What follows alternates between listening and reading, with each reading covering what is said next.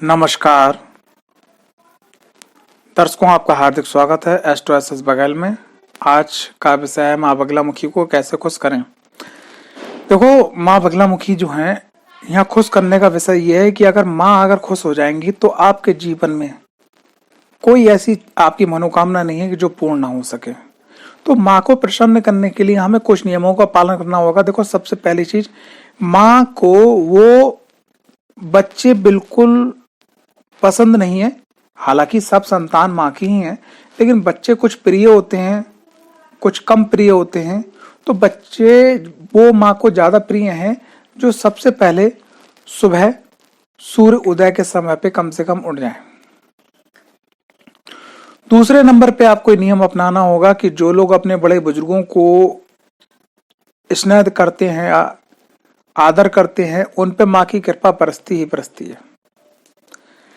तीसरे नंबर पे कि जो लोग अपने से छोटे लोगों से प्यार करते हैं तो उन पे भी माँ की कृपा बरसती है। और एक और चीज, जो आपके समकक्ष हैं, जो आपके हम उम्र हैं, उन लोगों का सम्मान करने से भी माँ की कृपा आप पे बरसती है। जो लोग आए दिन चुगली करते हैं एक दूसरे की, माँ उन पे विशेष रूप से रुष्ट हो जाती है। और जो लोग रात्रि को काफी देर होने के बाद में भी सोते हैं तो उनको भी मां की संपूर्ण कृपा प्राप्त नहीं हो पाती। जो लोग पूजा पाठ करने के समय पे उनका ध्यान इधर उधर भटकता है।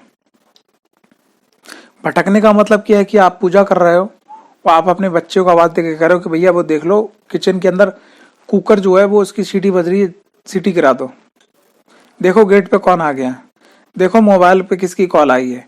अगर आप पूजा कर रहे हो माता रानी की और आपका ध्यान माता रानी की जगह पे भौतिक जो बाहरी चीजें हैं उन पे ध्यान है, तो माँ की कृपा आपको कभी नहीं मिलने वाली।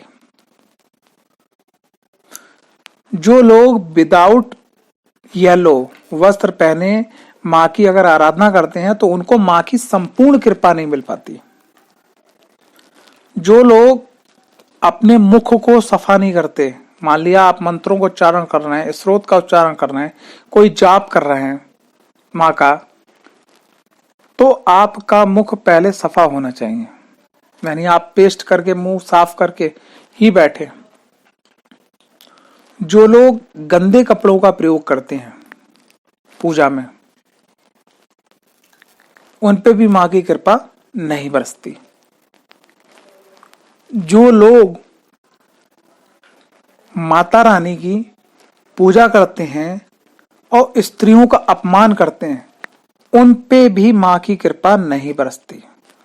जो लोग माँ बगलामुखी की आराधना कर रहे हैं लेकिन कुल देवी देवताओं को भूल चुके हैं, अपने पूर्वजों को भूल चुके हैं, तो माँ की कृपा नहीं होती है। जो लोग माँ बगलामुखी की पूजा में माँ बगलामुखी के से पहले माँ बगलामुखी के जो गणपति हैं, हरद्रा गणपति, अगर उनकी आराधना नहीं करते हैं, उनके मंत्र जाप नहीं करते, उनका ध्यान नहीं करते हैं, तो माँ की कृपा कभी नहीं मिलती। और मिलती है तो हल्की फुल्की, जिसका संपूर्ण रिजल्ट आपको नहीं मिल पाता। जो लोग माँ बगलामुखी की पूजा में मृत्युंजय भैरव का ध्यान नहीं करते, उनके मंत्रों को जाप या उनका पूजा या उनका भोग नहीं देते, तो उनको भी माँ की कृपा नहीं मिलती। माँ की संपूर्ण कृपा के लिए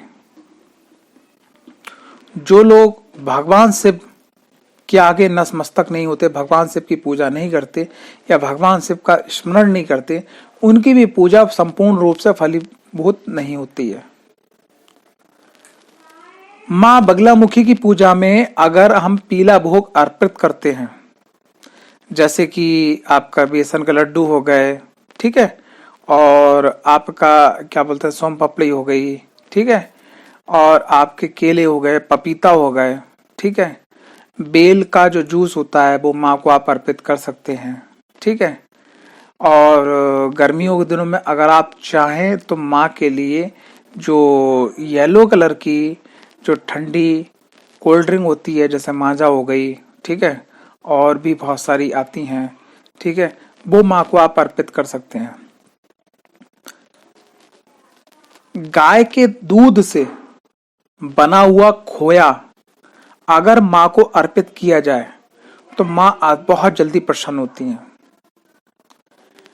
माँ बगलामुखी का दीपक अगर गौ घृत यानी गाय के शुद्ध घी से खड़ी फूल बत्ती का बनाया जाए, ठीक है, और उस फूल बत्ती में उसको ऐंठते समय अगर हल्दी थोड़ी सी लगा ली जाए ऐंठते समय, और हल्दी एक प्लेट पे, उस पे हल्दी का एक अष्टदल कमल बनाया जाए थोड़ा मोटा, उसके ऊपर अगर दीप रख के माँ की ज्योत को प्रज्वलित किया जाए तो माँ की कृपा मिलती ही मिलती है।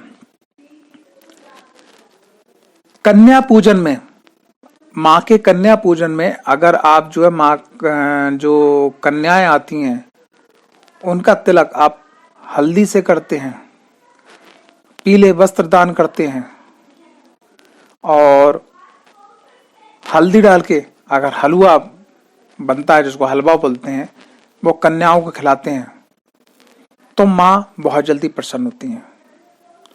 जो लोग चलते फिरते उठते बैठते माँ का ध्यान करते हैं माँ उनसे बहुत खुश रहती हैं।